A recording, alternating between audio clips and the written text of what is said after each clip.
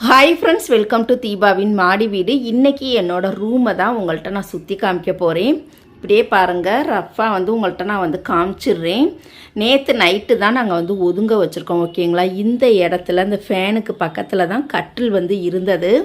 இப்போ என்னோடய பையன் பார்த்திங்கன்னா கட்டிலில் படுக்க எனக்கு பிடிக்கலை, அதனால் கட்டில் கலட்டி ஓரமாக போட்டுடலாம் அப்படின்னு அவன் சொல்லியிருந்தனால நேற்று நைட்டு எல்லாத்தையுமே க்ளீன் பண்ணோம். இந்த ஃப்ரிட்ஜெல்லாம் பார்த்திங்கன்னா அந்த பீரோவுக்கு பக்கத்தில் தான் இருந்தது.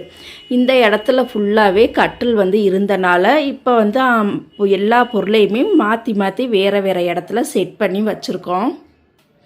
இதுதான் பாருங்கள், இது ரூமில் கதவு வைக்கலை, ப்ளைவுட்டை தான் இப்படி குறுக்க அடைச்சிருக்காங்க.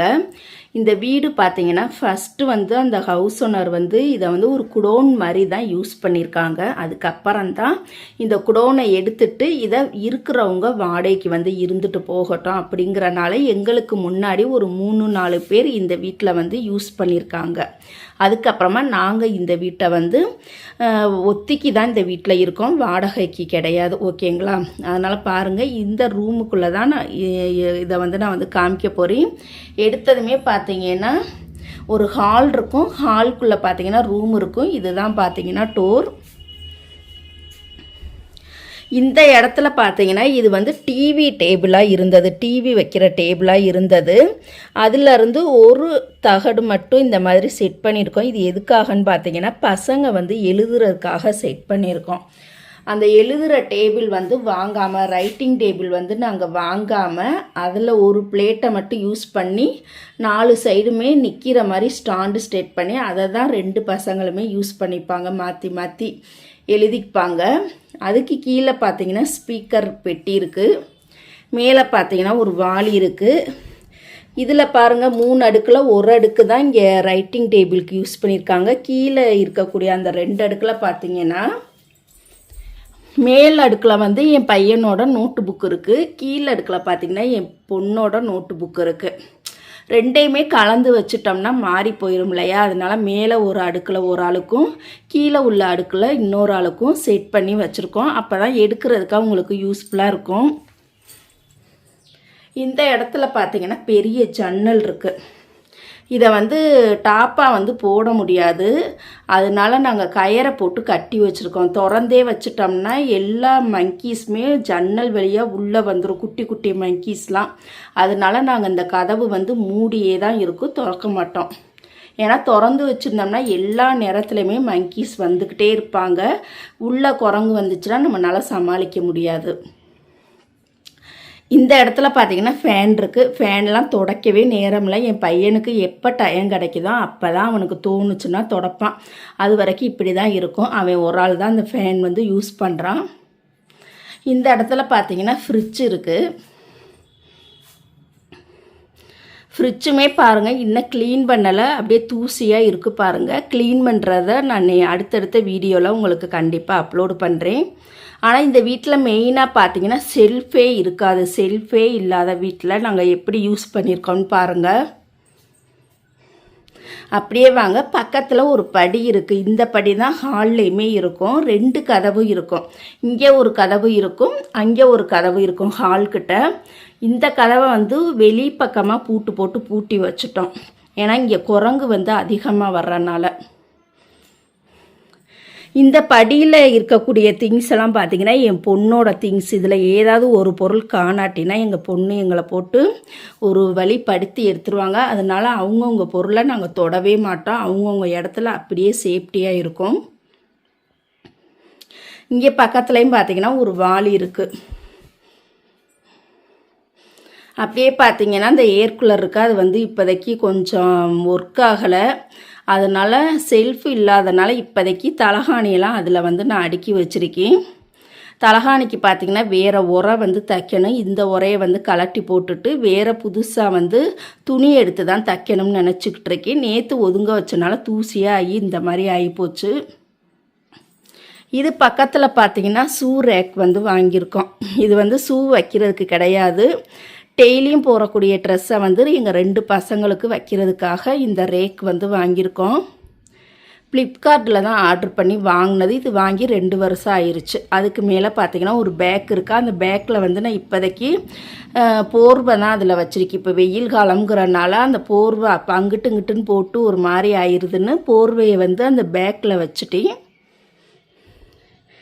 கீழே பாருங்கள், கீழே அடுக்கில் பார்த்தீங்கன்னா அந்த மஞ்சப்பையில் என் பையனோட ஷூ இருக்குது, புது ஷூ இருக்குது. அது வருஷத்துக்கு 2-3 ஷூ செட் வந்து கொடுத்துருவாங்க ஸ்கூல்லையே. அந்த ஒயிட் கலர் கவரில் பார்த்தீங்கன்னா என் பொண்ணோட ஷூ இருக்குது. இது பார்த்தீங்கன்னா ஸ்கூல்லையே ப்ரௌன் ஷீட் வந்து கொடுத்துருப்பாங்க. பாதி புக்கு நோட்டு போட்டிருக்கு, பாதி புக்கு நோட்டுக்கு வந்து போடலை. அதனால் இது வந்து இந்த இடத்துல வந்து செட் பண்ணிட்டோம்னா அவங்களுக்கு எடுக்கிறதுக்கு யூஸ்ஃபுல்லாக இருக்கும். பாருங்கள், ஒரு இடத்துல கூட செல்ஃபுங்கிறதே இல்லை. பாருங்கள், செல்ஃபு இல்லாதனால நாங்கள் முடிஞ்ச அளவுக்கு எவ்வளவு அடசலை குறைக்க முடியுமோ அந்த அளவுக்கு நாங்கள் குறைச்சிருக்கோம்.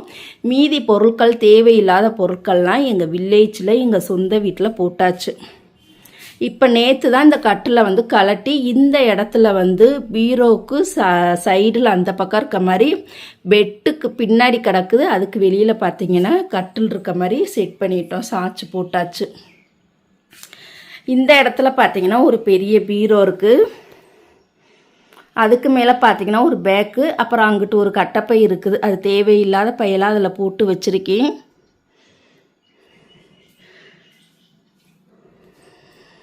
இதுதாங்க. அப்புறம் பீரோவுக்கு அடியில் பார்த்தீங்கன்னா என் பொண்ணு வந்து ஷூ, அதுலேயுமே ஷூ தான் இருக்குது அடியில். இந்த இடம் பார்த்தீங்கன்னா அந்த ஃப்ரிட்ஜு வந்து இந்த இடத்துல தான் 2 வருஷமாகவே இருந்தது. அதனால் பாருங்கள், அந்த இடம் ஃபுல்லாக கரையாக இருக்குது. நேற்று நைட்டு தான் நாங்கள் வந்து ஒதுங்க வச்சுருக்கோம், வீடு மட்டும் கூட்டியிருக்கோம். இனிமேல் தான் மாப் போட்டு தொடச்சி விடணும். மாப் போட்டு தொடச்சாதான் தரை வந்து அந்த இடம் வந்து க்ளீனாக இருக்கும். அந்த இடம் வந்து ஃப்ரிட்ஜ் இருந்தனால தான் அது பூரா கரையாக இருக்கா, ஸ்டாண்டு வச்சு ஃப்ரிட்ஜ் இருந்தனால. அப்படியே பாருங்கள், இந்த சைடு பார்த்திங்கன்னா டிவி இருக்குது. அது வந்து ஃப்ரிட்ஜு அந்த இடத்துல இருந்தனால டெப்ளேசர் வந்து அந்த ஃப்ரிட்ஜு மேலே தான் வச்சுருந்தோம். ஃப்ரிட்ஜுக்குள்ளே டெப்ளேசரும் டிவிக்குள்ளே டெப்ளேசரும் அந்த ஃப்ரிட்ஜு மேலே தான் 2மே வச்சுருந்தோம். இப்போ ஃப்ரிட்ஜை எடுத்து இந்த சைடு வச்சுட்டனால அங்கே டெப்ளேசர், டிவியோட டெப்ளேசர் வைக்கிறதுக்கு இடம் இல்லை, ஸ்டாண்டும் இல்லை, செல்ஃபு எதுவுமே இல்லை. அதனால் அந்த இடத்துல 2 ஆணியை வந்து வச்சுட்டு அதில் வந்து மாட்டி வச்சுருக்கான் என் பையன். இப்போ டிவி பார்த்திங்கன்னா நாங்கள் வந்து கேபிள்லாம் இழுக்கலை, கொடை வச்சு தான் பார்த்துக்கிட்டு இருக்கோம். இப்போ 2 பேருமே ஸ்கூலுக்கு போகிறனால 10th +1ங்கிறனால நாங்கள் வந்து கனெக்ஷன் வந்து கொடுக்கல, அப்படியே இருக்குது. லீவு விட்டால் மட்டும்தான் நாங்கள் கனெக்ஷன் கொடுத்து பார்ப்போம். அப்போ இந்த இடத்துல பார்த்திங்கன்னா ஒரு கண்ணாடி இருக்குது. இது ஜன்னலில் பார்த்திங்கன்னா முக்கியமான பொருள் இருக்குது. அடிக்கடி வந்து நம்ம ப்ரௌன் ஷீட்டில் அட்டை போடுறனால இந்த இது பாருங்கள், பின்னடிக்கிற ஸ்டேப்லரும் இதுவும் பக்கத்துலேயே இருக்குது. இதே இடத்துல வச்சுட்டா தான் வச்ச இடத்துல அவங்க வைக்கிறதுக்கு எடுக்கிறதுக்கு ஈஸியாக இருக்கும். இதெல்லாம் பாருங்கள், நான் தூசியாக இருக்குது. ஒட்டடை மட்டும்தான் அடித்து விட்டுட்டு இந்த ரூமை பாருங்கள் இப்படியே நீட்டாக அந்த மாதிரி வந்து நான் க்ளீன் பண்ணி வச்சுருக்கோம். நேற்று நைட்டு பார்த்திங்கன்னா தூங்குறதுக்கே 11 மணி ஆயிடுச்சு. இனிமேல் தான் நான் வந்து இன்னொரு டைம் வந்து மாப் போட்டு விடணும். 2 டைம் மாப் போட்டு விட்டால் தான் கொஞ்சம் நல்லாயிருக்கும். பாருங்கள், நீங்களே பாருங்கள், இந்த வீட்டில் ஒரு செல்ஃபு கூட இல்லவே இல்லை பாருங்கள்.